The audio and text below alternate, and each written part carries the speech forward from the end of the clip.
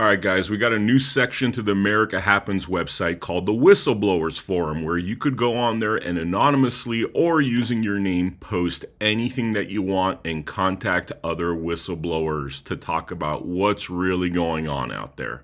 All right, so welcome to the latest episode of Blood Money. Today we have a very special guest, Patrick Byrne. How you doing, sir? Vem, good to see you out and a free man. Right on. Yeah. Good to have you on the Blood Money podcast, man. So, let's start, dive right into it.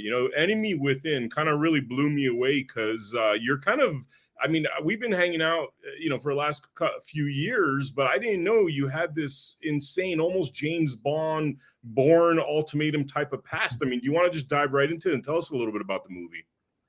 Well, where do you want to start? You've seen the movie. Yes. I can tell you, General Flynn spent most of this year making that movie. He called me the day after the Durham report was delivered, and which was a cover up. And he called me at 7:01 a.m., which he does when his wife Lori is telling him you can't call until 7. So he called at 7:01, and he said, "Patrick, our republic's hanging by a thread. It may already be lost, but if it isn't, we're going to get your story out there. And this information war we're in, this is our one and only hypersonic missile. We got to get this out there." So that turned into some magazine interview, which turned into a book, which he made into this movie this year. Wow. I mean, and essentially, it seems like the government finds people like you that they could utilize for their own benefit. I mean, what do you think? What are the talents that they saw in you where you were targeted for this kind of role? Well, let me be clear. I've never been a spy. I've never worked for the CIA, but I've worked for lots of other parts of government. It started when I was 20. I was a college student in China. And as the movie explains, something odd happened. And a foreigner came up to me and we became friends. And he ended up, after a few meetings, asking me to get a letter to Uncle Sam, which I did. One thing led to another. So in the background of my life, and I thought this was going to die with me. I've lived all these 40 years with no one was to know anything. And I maintained a very high level, the highest level security clearance. So my involvement was basically on matters of peace. They understood that was the thing that they could and I don't mean to overstate it. It's kind of thing that every couple of years, someone might tap me on the shoulder and ask me to do something. And it generally had to do with matters of peace. A lot of it was academic. It was, we hear you've been talking about such and such publicly, would like you to come to such and such a facility 1 month from now, present a PowerPoint with your thoughts, answer questions, and then we'll escort you out. Sometimes it had to do with international travel and always with peace. It also had to do with fighting crime on Wall Street. That's when I started working for the FBI. But most of the things really were from the National Security Council. After 9/11. And then in 2010 or so, Obama sort of appointed me a national, it was called a national intelligence asset, of which I understood there's only a handful. And it was for real ace in the hole situations I was described, I was told.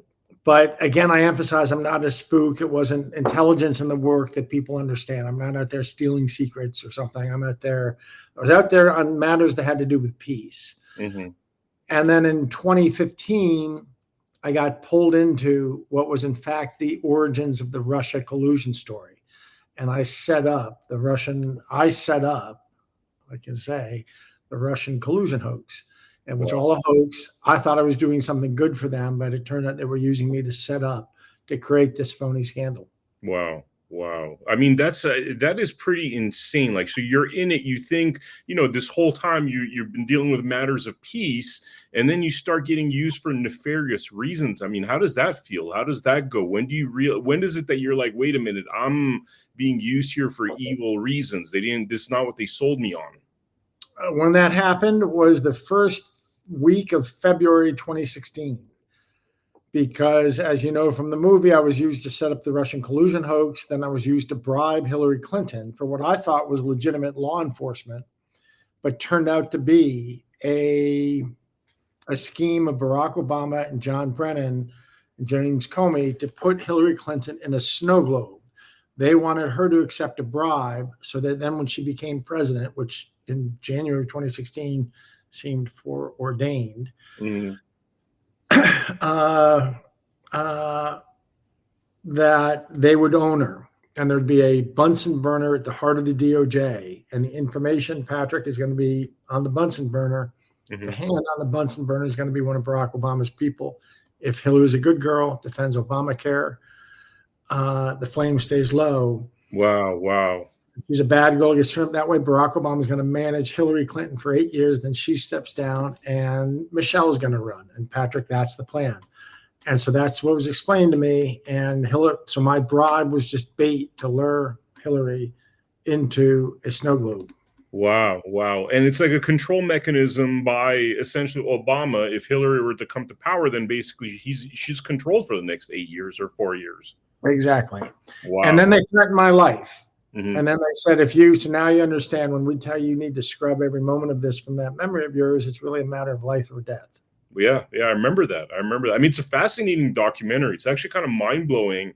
And what I found myself is the whole time I'm trying to categorize you. I'm trying to be like, okay, what would your title be in this situation? You know what I mean? It's like, is he like a James Bond type? That's why, I guess a little bit of confusion in terms of, is this spy type stuff? But it seems very different than that, I guess. No, most of it has been overseas. I think there's one or two. The book that it's based on is called Danger Close, and I give a couple examples in the book.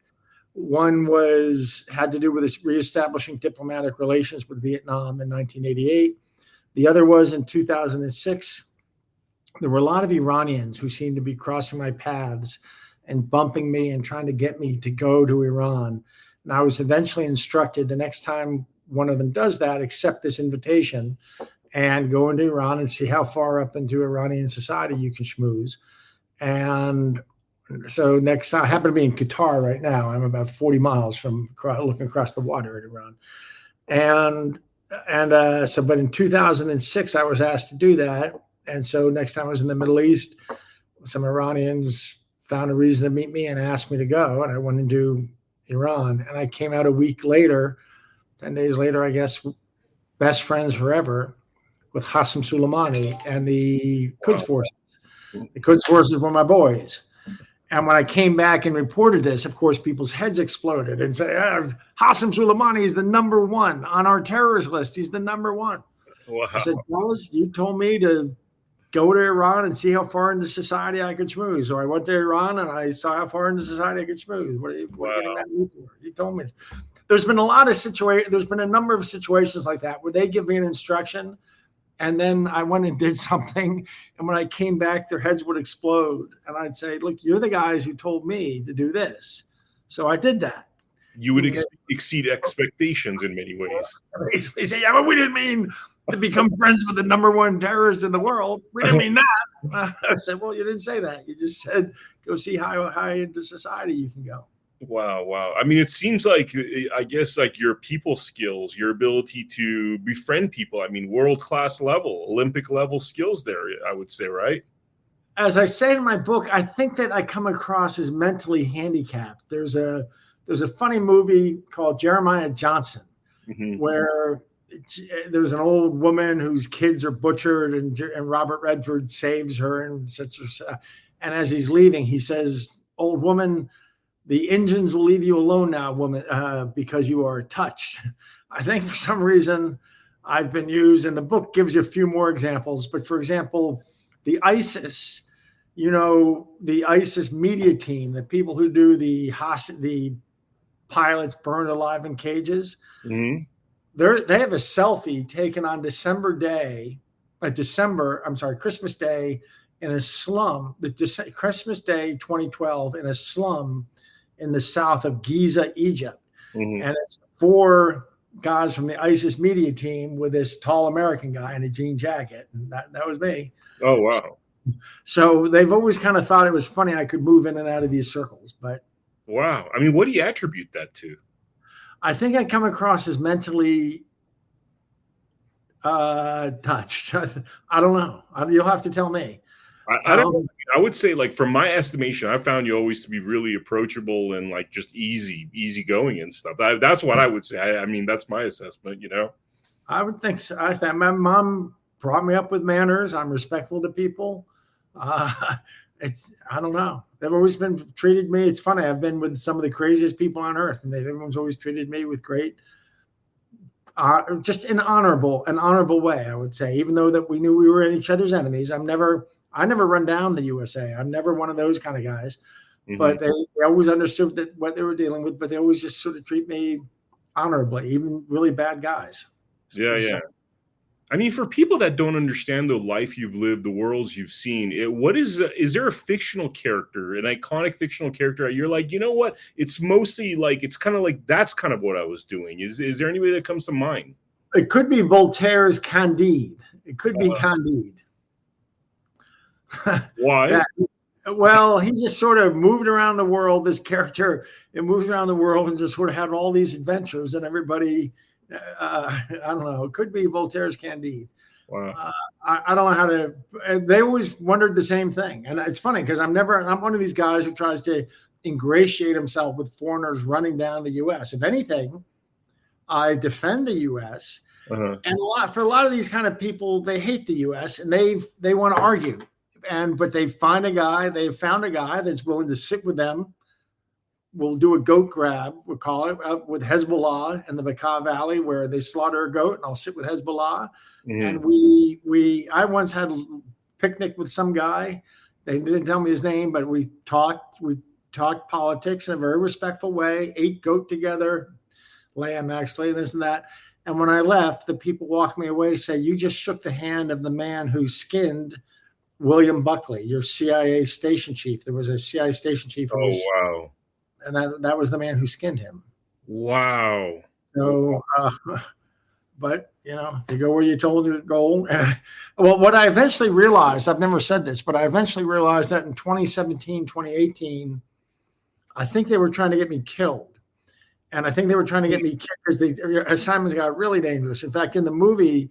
Oh, the government was trying to have you killed? Like they were trying to send you off on difficult assignments to make sure you got offed? I believe that may be the case because I knew too many secrets.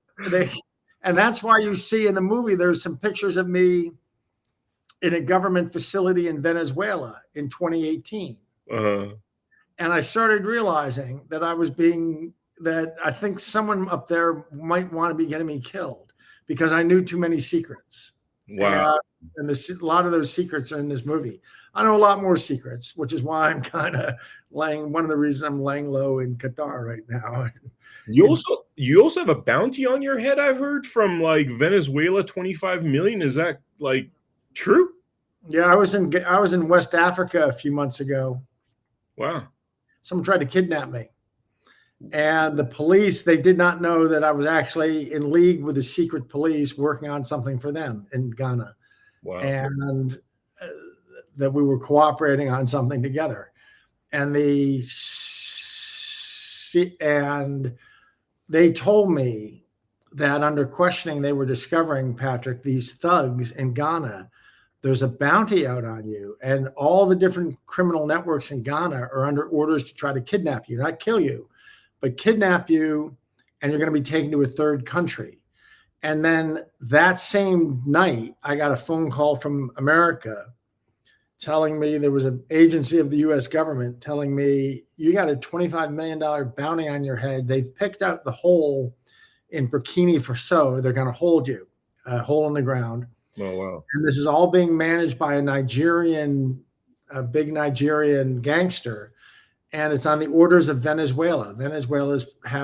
They're trying to kidnap you, and there's this $25 million bounty on your head.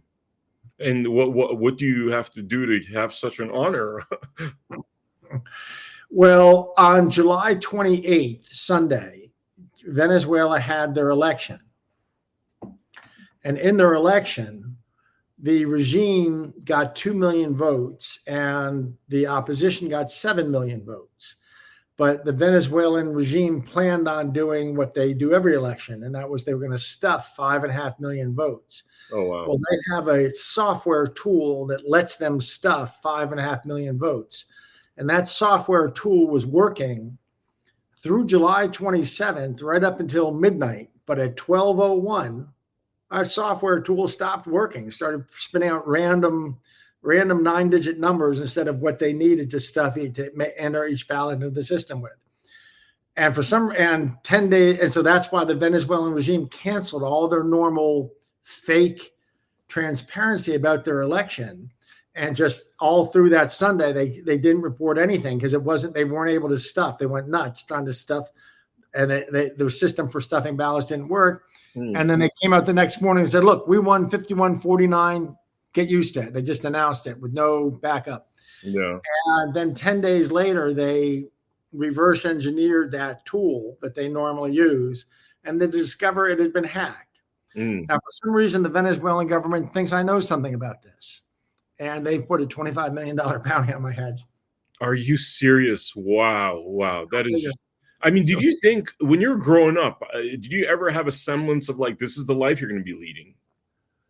Oy. No. Well, I can tell you, I think it's a line in the movie. It's in the book, but it's a line in the movie that the funniest part was that nobody knew about was that in 2005 and 2006, the Senate Judiciary Committee got their hooks in me. And they had become aware that I had this very unique, I was told many times, this kind of a unique relationship that you have with the U.S. government. It's almost, I know this sounds kind of crazy, but it's almost like I've been married to the U.S. government, at least in my mind. Like, I've never been married. I don't have children or family. I had my entrepreneurial life and then this other life, which often made my entrepreneurial life feel like a footnote. Yeah. And there were some years I put more into this other life than I was putting into building a $2 billion company. And it felt kind of like I was just entwined, like I was married to Uncle Sam. I don't know how to describe it other than so he knows everything about me, where he knows everything, and my whole life was taken over. But in 2006, the Senate Judiciary Committee became aware of this, and they brought me in and got to know me for a year. And they explained to me that our mandate is to stop corruption. And our power to investigate corruption transcends every power within government. And so that makes us the ultimate bulwark protecting the Constitution, because we have the right to investigate corruption. And if we get word that the manufacturer of nuclear weapons is corrupt, we look into it, and no one gets to tell the Senate Judiciary Committee, oh, you don't have the right clearance. Every part, and corruption is defined as anything that can be touched by a civil or criminal penalty. So, that means everything in America, the Senate Judiciary Committee can look into, Patrick. So they put me to work spying on the only time I've been a spy, I've never been a spy for the CIA or anyone like that. The only time I've been a spy is a spy against the U.S. government for the Senate Judiciary Committee, where they had me holding meetings and meeting with different parts of the government and reporting back to them, which was an emotionally kind of conflicting thing to do. Mm-hmm. And then eventually they did this crazy thing, which is depicted in the movie. Do you want to explain what's shown in the movie? That's a word for word conversation, that scene in the movie. Do you know the scene I'm talking about? Refresh my memory real quick. Well, there's a point in September 2006, they asked me to come in. I maybe been working for them for a year, having these other relationships across the government, but taking nudges from them and trying to find things they were looking for, things they were trying to figure out. And they called me in and they gave me this speech again, how their power transcends every power in government. Mm-hmm. And they said that it's our job to stop. We think you're right. It's our job there's some kind of corruption taken over the United States government. It's our job to stop it, but we can't stop it. And I said, I know, this is what I've been saying. What are you going to do? And they said, well, I said, how are you going to stop something like this? And because they said, look, it's everywhere. And it's like, it's a foreign nation some days, but maybe it's not. We don't know. And I finally interrupted the chairman of the Senate Judiciary Committee. And I said, I know, this is what I've been saying. How do you stop something like this? And the guy said, we're going to stop it because we have you and you're going to stop it. Oh, wow. I remember that. Yeah. Wow. Yeah. And he pulls out a letter, and there were 7 senators from both parties around the table.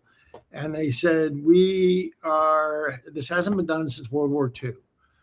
But in World War II in America, we were concerned about German sympathizers within the government. An American businessman from Wall Street was asked to become a German sympathizer and help flush them out. And Patrick, we're seeing the president tomorrow night. This is going to be sitting, we're going to show him this. It's going to be sitting in a safe the rest of your life. And I couldn't even touch it. They held it. And I stood with my hands behind my back and read it. And it was a page and a half. And the first paragraph said something about their concerns about systemic corruption infiltrating the federal institutions of our nation's government. The second paragraph says, the Senate Judiciary Committee requests that Patrick Byrne be afforded extraordinary latitude under the laws of the United States to investigate and disrupt corruption within the American, or something very action-oriented, not like investigate and report, but like, we're going to stop this. And they said, now, we may not be senators. This is what you're going to do with your life, Patrick. Yeah. Wow. We may not be senators when you finish. We may not be alive when you finish, but the country needs you to do this. So this is what you're doing with your life. And no one asked me. It was just like they were telling me this is what you were going to do. What year was this again? That was September 06. 06. Wow. Okay. So now flash forward 10 years. I'd set up the Russian collusion hoax. I had bribed Hillary Clinton for what you remember that part of the movie? Yeah, totally. Yeah. And they gave me this, and I was told I'd be killed if I opened my mouth about any of it. Yeah. That to me satisfied the conditions of this letter: systemic corruption infiltrating the federal institutions of our nation's government. So that's when I decided. This started. You asked me the question, "How did you know?" or "When did you decide that they were?" Was early February 2016. Wow. And I decided from that spot I was going to disrupt my chain of command. I didn't know how, but they were involved in a coup to take over the government through soft espionage, and I was going to disrupt it. And they gave me my chance 5 months later when they asked me to get back with Maria Butina. A couple of staffers confirmed to the movie makers, yes, this letter exists. Yeah. I can tell you the senators, when reached for comment, I wish they had put this in the movie. The senators all said, they all made the same statement. We will neither confirm nor deny that we've ever met with Patrick Byrne, or whether there ever was such a meeting, or whether or not we ever signed such a letter. We will neither confirm nor deny, which I think they should have put in the movie, because to me, I mean, obviously if I'm lying, they would say I'm lying. Yeah, exactly. No, it sounds like some covert stuff when you're talking about confirm or deny, you know? Yeah. So I think that's funny. And to me, I mean, there's staffers who've confirmed its existence. Mm-hmm. So to me, it's like Buffett says, you're never going to fight with somebody about who won the 1937 World Series. 1930, it's on a piece of paper somewhere. Just go look it up. Don't fight with people about it. Yeah. They have confirmed that there is this letter, and staffers confirmed it. One of the senators confirmed it to somebody else I know. So there's no point in us arguing about what's on the letter. We don't have to argue. Just release the letter. Just show. But I've been told that this drives Judge Garland crazy. They've been wanting to prosecute me for 3 years. Were you at the Reawaken America where I stood up and dared them? I said, if you want to get Trump or you want to get Flynn, come through me. I take response. Were you at that Reawaken? I've heard it. I don't know if I was there personally, but I've heard about that. Yeah. I said, you come through me. I'll take you indict me first. I take responsibility for everything, for J6, for December 18th, for everything. You indict me first. In fact, I offered, I'll do a military tribunal tomorrow. You guys can hang me by dusk tomorrow if you want. I'll sign any paperwork that relinquishes my right. I'll take a military tribunal. There's one thing. I defend myself in 1 hour. And in 1 hour, I'm going to call about 6 witnesses. I'm going to interview them for about 10 minutes each, ask them a few questions, and they're not going to hang me. They're going to hang you. Wow. Because of all the stuff, obviously. Like that's wow. What I'm telling you. Wow. And so like the only way they could really, because I totally get why you're worried for your life, because the only way they could really stop the release of information that if it ever becomes threatening to you or them, is by basically getting rid of you. So, I mean, you're constantly dealing with. I made a video and put it on a thumb drive and put it under a dead man switch.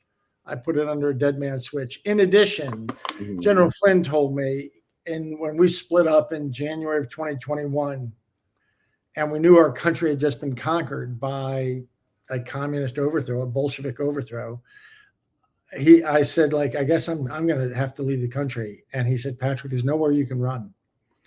Anywhere you go, they can. He's really a very funny guy, you know. Yeah. He said, anywhere you go, you know how it works. They're just going to, if you go to someplace in South America, somebody from the U.S. is just going to go to some cartel or some gangster group and say, look, there's an American living over in such and such a hut.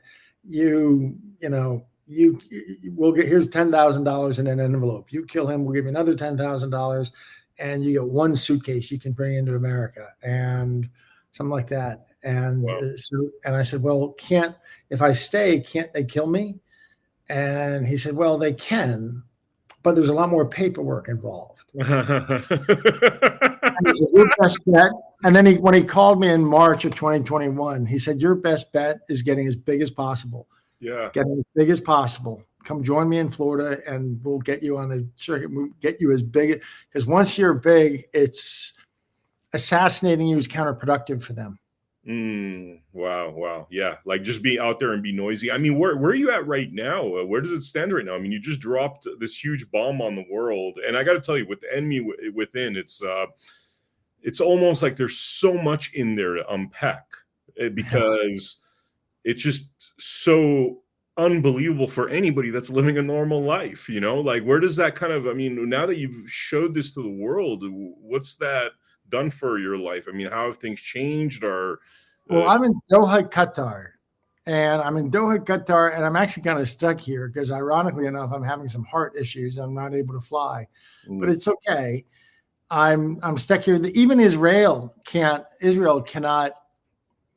assassinate people here. Just, you know, a month or two ago, they assassinated the leader of Hamas. They had to wait till he left. He left and went to Tehran. And when he got to 12 hours after he left and was in Tehran, they assassinated him. Wow. But even Israel couldn't assassinate him when he was in Qatar. Wow. So that's kind of the situation. But I'm going to come back. I'm going to come back as soon as they have to do a heart thing for me. And then after they do the heart thing, I'll get on a plane and come back. Yeah. Yeah. I mean, I got to ask you this, you know, you've been so integral with this movement when it comes to elections. And I mean, obviously there's the work we did on elections, which I'll get to in a second, but, you know, with, you know, the lawsuits with, you know, the J6s and the Tina Peters of the world. I mean, you went all in on, you know, trying to save this country from the worst. I mean, that seems like that became part of your fabric as of 2016. I mean, is it pretty much at that point you felt you were programmed? This was, you know, live or die. This is what you're going to do. That's exactly it. 2020. Wow. 2016. Yeah, I went pot. What did they call it in poker? Pot committed. I went pot committed because I knew when 2020 happened that what we were seeing was the tail end of a coup that started around Thanksgiving of 2015, and I was part of it. Yeah, setting up the Russian collusion hoax and setting up the Hillary Clinton thing. I knew that there was a coup going on to take over the United States from within. And then when all the irregularities about 2020 popped up, I knew that that we were looking at the completion of a soft coup. So I knew there was no point in, you know. I'll tell you a funny story about Flynn. Flynn's a very funny guy. Yeah. The two hardest times I've ever seen him laugh. Can I tell you the two hardest times I've ever seen him laugh? Please, yeah. The first was when the January 6th committee got started, the opening, there was a hearing from Liz Cheney, gave a speech, and somebody else gave a speech, the opening of the J6 committee. And they said, and she said, and on the night of December 18th, 2020, the Oval Office was penetrated by General Michael Flynn, Sidney Powell, and someone else. And Flynn came in the next morning, General Flynn, laughing, bending over at the waist, laughing and saying, this is so weird. Why can't they mention your name? They're afraid to mention their name, aren't they? I said, yeah, I'm kryptonite. Let me explain. And I sat and I walked him through this story in greater detail than I ever had. That was the first time you told him this whole story? I told him in a 15-minute version when we first got to know each other. But I told him this thing. And he said, And then he stewed on it for several months. And then he said, that's when he said, we're going to get this out. But you want me to tell you the other funny, hilarious time I had him bent over double laughing? I would love to hear. Yeah. It's a little bit yellow. I hope your viewers are old enough to take it. Okay. He said, is this like a Christian podcast? No. I mean, we're Christian. I mean, we are believers in Christ, but we do drop F-bombs and that sort of thing. So feel free, you know? Well, he said to me, after 2022 and the election went right, I was ready to drop out. I was exhausted. I'd exhausted most of my fortune, much of my fortune. And I was just tired. I wanted to crawl in a hole and overseas and play out. And he said, you know, he would never try to talk me out of that. But he said, I got to ask you one question, Pat, what are you saving it for? And I thought about it. You know, I'm not married, don't have any children. You know, I finally said, well, sir, I guess what every .com CEO who you work 20 years, 100-hour weeks, what you're thinking of the whole time is someday I'm going to be on some 300-foot, like Russian oligarch style trawler, helicopter, and I'm going to be wherever the snow's good, off Chile, off Greenland, off Aleutian Islands. I'm going to be helicopter skiing all day, and I'll be coming down at night. It's going to be wall to wall, hot and cold running blondes and brunettes and anything you can think of to take care of any of my needs. And he said, Pat, that sounds terrible. Don't you think that get boring after a couple of days? And I said, no, sir, it stays interesting for 4 or 5. Wow. So then I thought about it and went and said, yeah, you're right. Well, I can give that up and I'll just spend my fortune doing this. So this is what I did with my fortune. Wow, man. That is just the fact that you're having that conversation with a general is just absolutely hilarious, you know? So, I mean, what drives you is really just saving the country. You have a moral characteristic about you, obviously. Well, you know, when I was sick with cancer, which the movie also discusses, I did a PhD at Stanford, and it started off actually in computation theory and mathematical logic, which was my love. But I ran into what I can only describe as early woke. And early woke, and it bothered me so much. What year was that, by the way, again? 86 to 90. Oh, wow. Okay. So you saw wokeism creeping in back then, huh? Yeah, and 86 really to 90, 91 or 94 is when I finished my PhD. But it was 9 quarters over 9 years. And I mean, I did a bunch of other things, but 9 quarters spaced over 9 years. I did other things. I had cancer 3 times. I went to England a couple years later. Anyway, I went to Wall Street. So I was really bothered by early woke. And I also, having lived in communist China, I guess I would say I put 2 and 2 together really quickly. When I saw what was happening in 2020, this was a coup to take down the United States. The American Republic would be no more. And I think people have no idea. Well, we're not out of it yet, but we dodged a bullet. If Trump becomes president, we dodged a bullet. I'm not sure he's going to be president yet because they have all kinds of tricks up their sleeves. Yeah. But fortunately, they seem to be in disarray. But we almost lost the American Republic, and we're going to have one more chance and to save it in 4 years. So, I switched my field of study to basically what's the intellectual history of the U.S. Constitution. And I found in woke people, I think they're ignoramuses. They're absolute ignoramuses. They have no idea why our Constitution is structured as it is and why the principles are. You know, they just learn this shit you can learn in 5 minutes. Oh, it was a bunch of slave owners, NPCs. They don't know anything. And the true history of all these ideas, we've been in a 2,500-year battle against slavery, one form or another of slavery. There were 10,000 generations of human slavery, and then Abraham went forth.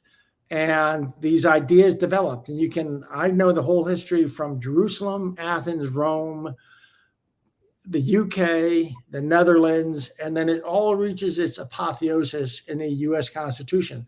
Mm-hmm. So to me, that's my religion. That's my religion. And I can understand the people who say that uniquely Christianity is woven through this Judeo-Christianity, or especially Christianity I see now, is woven through that tradition. It could have emerged without it. It could have emerged conceivably in a Buddhist environment, but Christianity is woven, through this, and natural philosophy and such, natural rights theory and things that really come out of the Catholic tradition originally, but then Protestantism brought its own thing. So that was so to me, this is like in fact, there's a wonderful book by a UCLA historian called The 2,500-Year Battle. And it's about the struggle between worldviews, the worldview of slavery and the worldview of liberty. And the ancient Greeks, when they first encountered those to the east, be they Herodotus, when they first encountered the Persians and even the Hebrews, but the Persians in particular, they said, but really everyone to the east had this mentality that our leaders are not humans like us. They're something else entirely. And to the Greeks had their kings, but they understood the king was just the best fighter, the strongest man. They didn't see them as a super species. And it's been really this contest between these worldviews, is the king, and it's a 2,500-year battle. And I have to say, we almost lost it in the last 4 years. So to me, it was kind of small potatoes to say, I'm going to go pot limit or pot committed on this. It's a 2,500-year battle. It seemed like the least I could do. Wow. I mean, those years, I gave up those years on a Russian trawler with all the hot and cold running. Yeah. So crazy, man. It's just so crazy the way life works out. It's just listening to that story. It's very fascinating. I mean, what do you think, in terms of the title Enemy Within, how do you describe it? What's the personal meaning in it for you? Well, General Flynn came up with that title, and it's kind of not a pun, but I'm the enemy within, in the sense of the DHS. Literally in 2022, August, I got word from police officers and sheriffs who were sending people for DHS training that when people in DHS, trainees, were being asked, who do you fear more, Russia or China? They were being told, and the higher ups from DHS were insisting that the trainers tell people, we fear Russia, we fear China, but above all, we're afraid of this guy. Our number one enemy is a domestic enemy named Patrick Byrne, and this movement he has going. Wow. They literally named me as the greatest threat to the United States. So that's why my book is called Danger Close, Domestic Extremist Threat Number One Comes Clean. And that's what the movie was based on. But I'm literally the domestic extremist threat number one, according to the DHS. I can recite the Constitution backwards. I mean, I'm the guy who can tell. It's hilarious to me that I'm viewed, but it's also, as a Senator Specter told me when he put me on this mission, he told me he had previously met me, and when we got to know each other, he said, the toughest cases to investigate when I was a federal prosecutor, Patrick, were the cases that involve corruption, because you start to feel like an enemy of your own country as you investigate corruption. And how ironic that 16 years after he said those words to me, I was DHS domestic extremist threat number one. I'm enemy number one. Wow. So it's almost like they were the enemy within, and I'm talking about what they're trying to do with the Russia collusion hoax. They tried to make you the enemy within, but then you decided you're going to flip it on them, basically. That would be in a nutshell. They thought I was one of them. Yeah. I was one of them. And so, but they're the enemy within. I mean, the double entendre of the movie is I'm allegedly the enemy within, but if you really want to know who the enemy within is, it's the people I worked for. Yeah. And I took them into the whole rape and murder thing. Wow. And to prove it, I did the rape and murder thing in the movie. Wow. And I took Barack Obama into signing off on rape and murder. And that's I'm told this is the biggest secret in the U.S. government, is how they're going to handle this when it gets public, that Barack Obama put his signature on a presidential order instructing 3 federal agents to ignore their belief that I had drugged, raped, and was going to murder a girl so that we could continue setting up this fake Russian hoax and doing the stuff we were doing. Once I figured out once those things happened and they threatened my life, I got on this totally different program of setting them up. And the FBI trained me on how a sting works and the legal. And so that's the climax of the movie that I've just given away. But I self-reported that I had drugged Maria Butina so I could question her. Wow. Comey and Brennan accepted that. So when they accepted it, I self-reported that. Well, when she was inebriated and spaced out and everything, I not only questioned her, I had sex with her. That's right. Comey and Brennan did nothing about it. So then I reported, I waited a couple of weeks and I offered to murder Maria. And the agents, God bless them, who were fine, honest men, they literally jumped in my face. One guy, I heard a weapon click out. Wow. And they said, let's be perfectly clear, Byrne.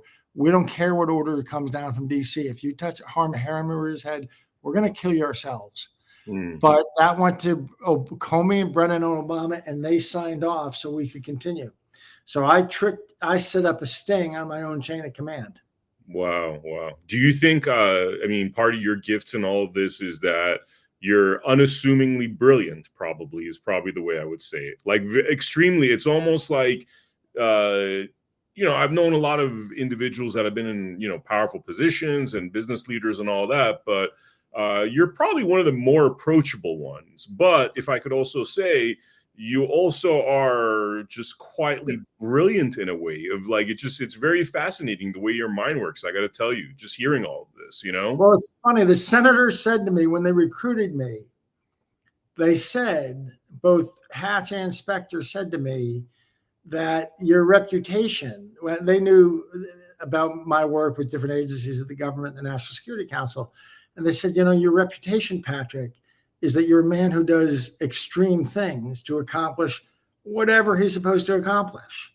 Wow. And so that's funny because 10 years later, when all this stuff played out, I then went into the Senate Judiciary Committee and reported it.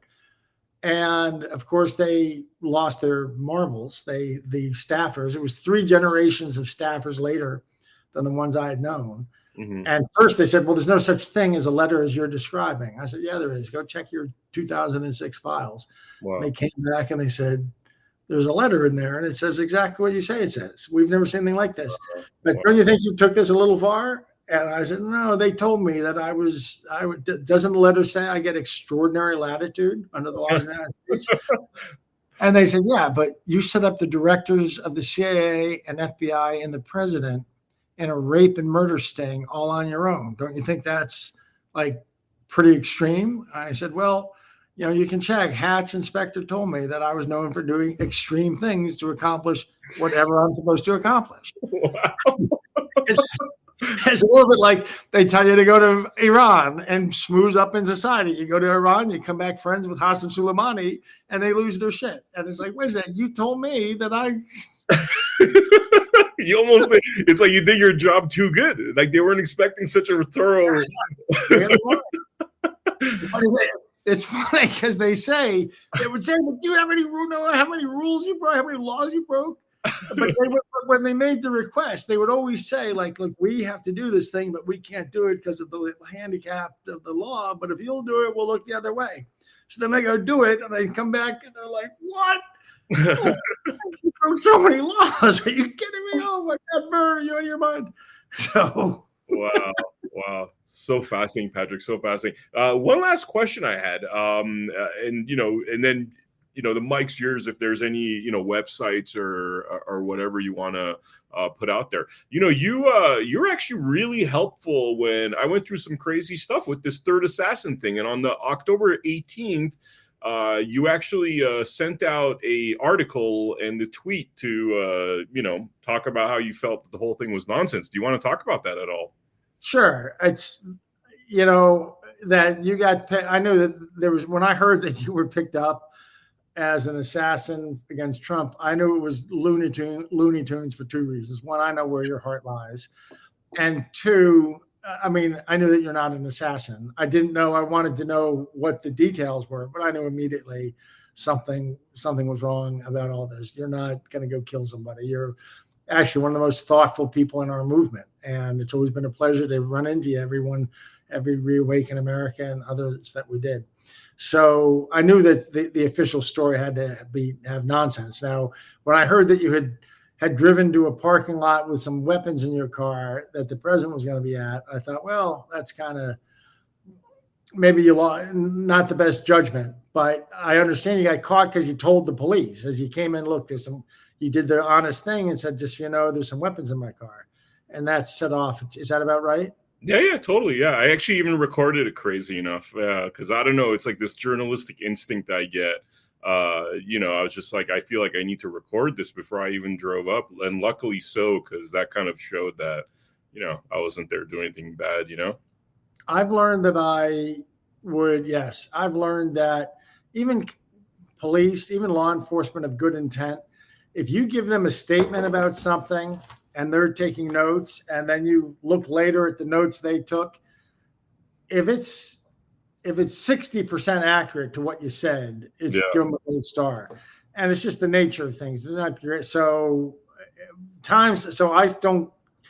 when I'm in those situations, I write my own notes. I'll write my own statement and give it to them, but I never let law enforcement dictate to them, and they're taking notes, because what it gets written is kind of more what they want to hear rather than whatever you said. Yeah, totally. To be cautious. One last question that actually came to mind. You've put in so much time. I mean, like you said, this became your family. You sacrificed a lot. It was like your business and really saving this country. Obviously, very dramatic things have happened with this Trump being now president. We're talking about a pretty stellar group of people supporting him as well. Somebody like Kash Patel being the head of the FBI. I mean, where do you think this is all going? Do you think we're going to actually clear this up did you just do a cross, by the way? Yeah, like Kash. Somewhat facetiously, like, I love Kash. Oh, yeah. And this is great if he gets the FBI. Yeah, I mean, anybody that says that, the minute, we start, we're going to 24/7 disclosure. I mean, that's probably the hottest thing I've heard in my life. You know what I mean? So, I've known more than my share of FBI agents, and everyone I've known has been what I would call a red meat eater. They love the country. Yeah. A lot of them, starting around 2010, started raising questions about what was going on in headquarters, what was going on in their management. But the actual field agents are red meat eaters. They love our country. They're patriotic. Mm-hmm. And so I think that between them and Kash, it's not going to take long for the country for the FBI to get realigned. Have we saved the republic, or are we saving the republic? Are we looking at, and sorry, for the multiple layers of this question, but are we looking at temporary fix, or are we looking at we're setting the groundwork now for generations to come, to really fix this mess? I mean, a mess that some would argue we've been in for a sec, we've been in a few decades, I think it remains to be seen. Remember, we'll be celebrating our 250th anniversary during Trump's term. If he gets in, we'll be celebrating that. And if we do play our cards right, we'll buy ourselves another 250 years. But we have to understand what we experienced in the last 4 years was the fruition of 100-year plan. That this is a communist tyranny. The communist, which has been rebranded as progressivism, is all about, they detest us, they detest our Constitution, they have grand ambitions for what the country should be, and this pesky Constitution manacles them, and they don't really like it. Yeah. And they didn't hide it from us for 4 years. The mask, they didn't even bother feeling like they needed to, mask it anymore. Yeah. So I'm pray to God Trump understands this is not something we want. We'll be going through this again in 4 years unless he takes the right steps now. This has to be the end of the progressive movement. This is the end of the progressive movement. Yeah. I mean, sorry, go ahead. No, please go ahead. Are there tangible things you feel like need to be done? And by the way, I know we're running a little over, but just last question. Is there tangible things that you think he could do to ensure, because that's my big concern, right? Right now it feels like we're in this kind of better version of the America coming, but it not being a temporary fix. What do we have to do in order to make sure that this is actually generational, that we don't have to keep going through this nonsense, every election cycle? Fortunately, there's an agreement in place. We just have to go back to that contract. It's called the United States Constitution. Yeah. We have over the last 100 years drifted farther and farther, and we need to go back to it. Okay. Back to our Constitution. Okay. Yep.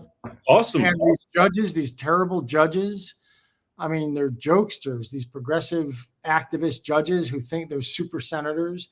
They think that they should be, all of that has to come to an end.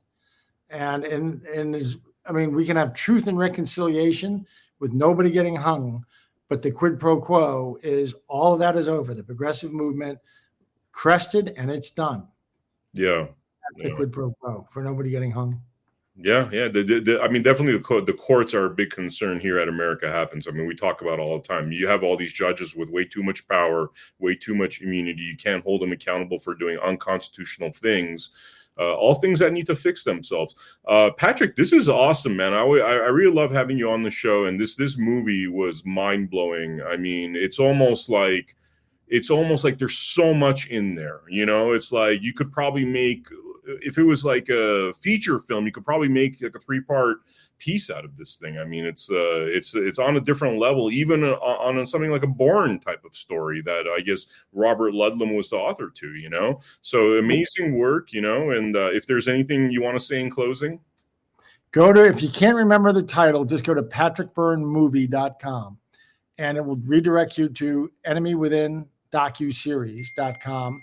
And do you have a code that you can give your viewers? Yes. Right down below in the description, we're going to have the code that your assistants actually just sent a little earlier. Yes.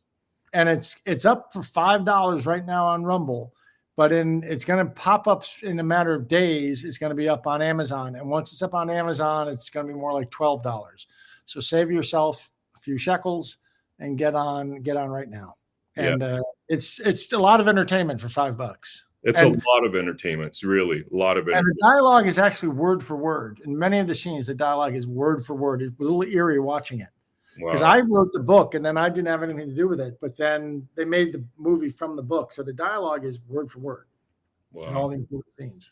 Wow. So amazing. So amazing that these kind of stories are finally coming out. I feel like I don't know, Patrick, I'm hopeful, man. I think we're going to go into a renaissance. I'm hoping this is an American renaissance and we actually improve a lot of the things that we didn't even know were wrong for the 1.0 version. I don't know. Your thoughts? Well, inshallah. Inshallah. Awesome. Viewers, thank you so much for joining us for this Blood Money episode. Make sure you go to americahappens.com, check out all of our past episodes, and make sure you check out the link below for The Enemy Within, an amazing movie. It's going to blow your mind. I'm telling you, I haven't stopped thinking about this thing for the last week and a half. I was lucky enough to see a screener. And so thank you so much for joining us for this episode. I will see you all on the next episode of Blood Money.